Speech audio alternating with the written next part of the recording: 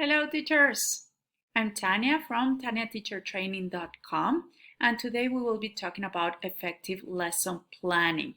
All the elements that you need to include in your lesson plan so it becomes more effective for you and for your students.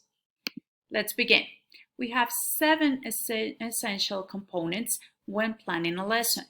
First of all, we have the main aim, then the subsidiary aim, the stage aims, procedures, timing, material, and interaction patterns. I will explain one by one, so let's start. Okay, so main aim. What is the main aim? That's the main objective of your lesson. First, you need to know, and you need to ask yourself, who is my audience? Are they teenagers, children, business people?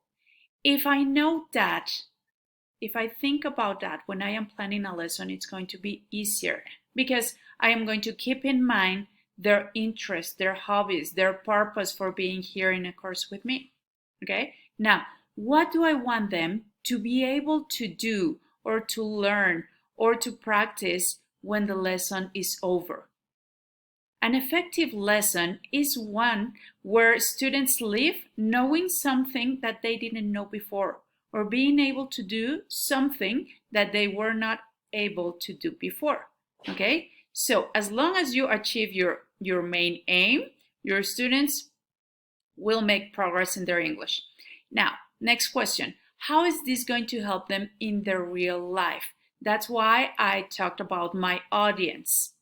I need to think about their real lives, how they will be using language outside the classroom.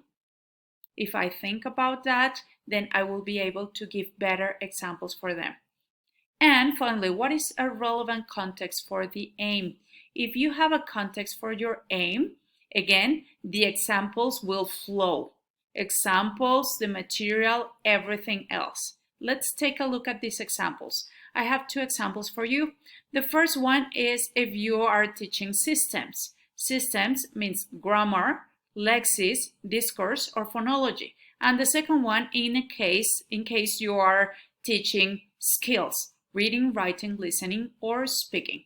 Okay, for the first one, by the end of the lesson, the students will have learned future perfect in the context of personal achievement.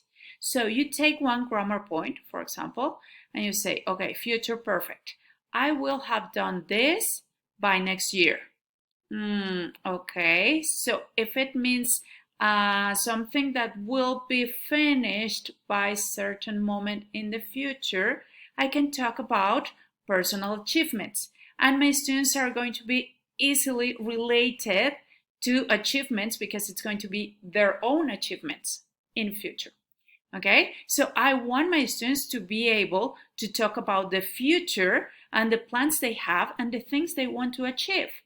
That is going to be good for them. Okay, something about the real life. The second example, by the end of the lesson, students will have practiced reading for gist and reading for specific information in the context of funny anecdotes. So here my aim is different. I want them to practice reading for gist and reading for specific information. And again, I have a context. Okay, now component number 2. Component number 2.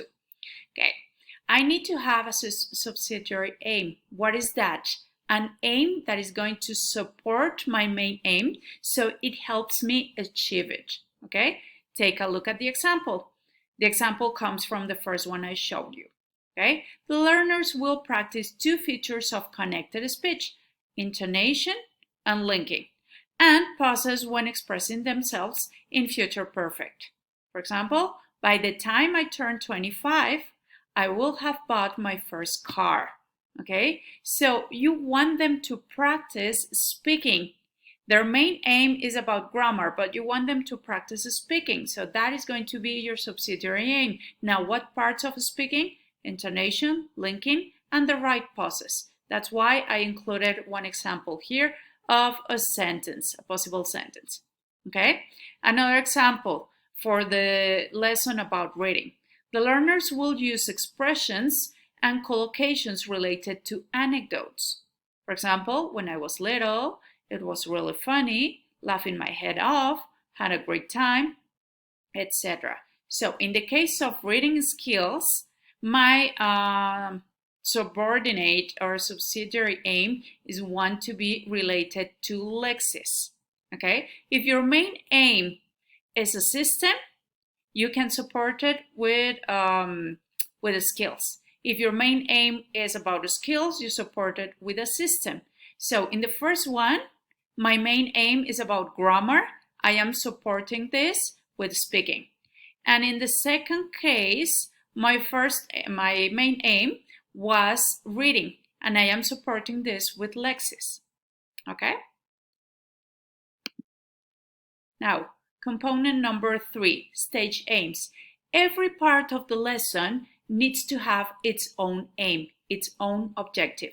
I wrote some examples here.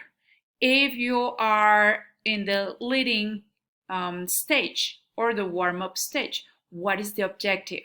The objective is to engage students in a fun activity so they are ready for the lesson. Okay?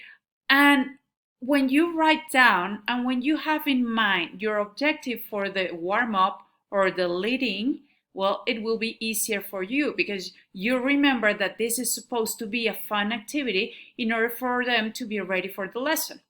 Then another example. My stage is presentation, so I want to expose my learners to the target language. As simple as that. My aim for production, I am talking about PPP here, if you recognize the elements. Okay. Production, to have learners practice the target language in a freer way using elements of personalization. So I need to keep in mind all my aims, the objective for each part of the lesson. Okay. Now, component number 4, this is basic teachers. Procedures. What will my students be doing at each stage of the lesson?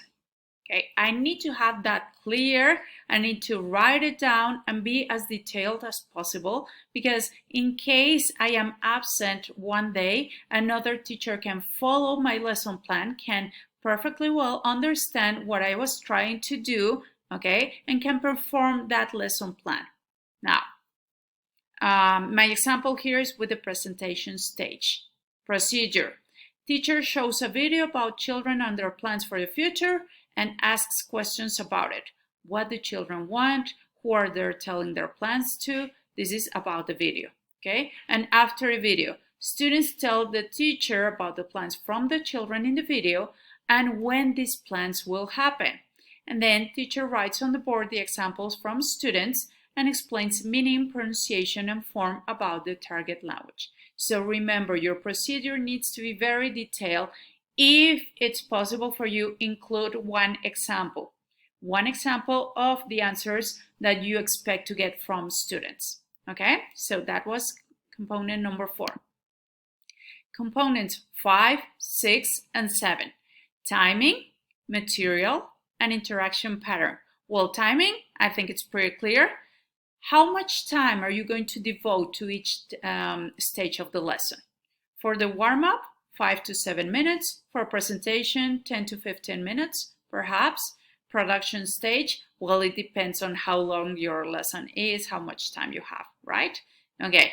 Then, material. Please, teachers, include the sources of information. Like I said, if you are absent, it's very easy for the person who is checking or following your lesson plan just to go there, click on the link, and that person is going to be able to watch your video or see what you were trying to do, okay? Or if this lesson plan is going to be presented to your coordinator, the same. Okay. Now, interaction pattern. You can decide to work in pairs, individually, in small groups, or the whole class. Whatever interaction pattern you want to use, you need to put it in your lesson plan so we get a good idea about what you are doing, okay? Now, this is a sample lesson plan. It should look like this. Your lesson plan should look like this. You need to have the main aim, the subsidiary aim, and then the essential components, okay? In this case, the main aim. By the end of the lesson, the students will have learned future perfect in the context of personal achievements. My subsidiary aim, the learners will practice 2 features of connected speech, intonation, linking, and pauses when expressing themselves. Okay? Then I need to have my stage and the stage aim. This is a leading, and the purpose is to engage students. Then I need to have my procedure, what my students will be doing all the time.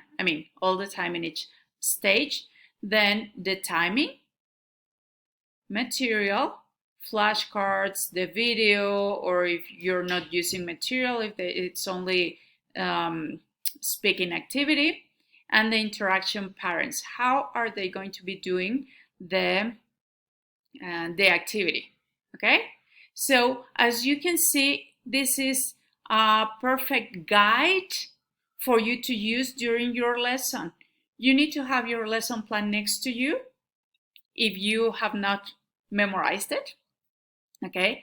Because it's going to help you. Every time you are moving on from one stage to the next one, you need to have your material ready. You need to remember the examples, the sentences that you want to extract from your students. So it's going to help you. Having your lesson plan next to you is going to help you a lot, okay? Well, teachers, I hope this has been useful for you. This will be all for today.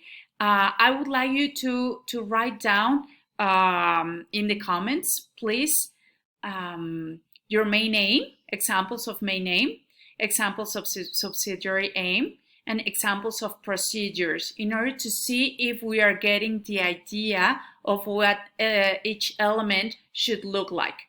Okay? So please write down that in the comments. And please also write down in the comments all the things you want to learn about when teaching, the problems that you have when teaching, and what you would like to see here in the channel, okay? Because this channel is for you, okay? Well, my name is Tania from taniateachertraining.com. Don't forget to subscribe and click on the little bell so you don't miss anything.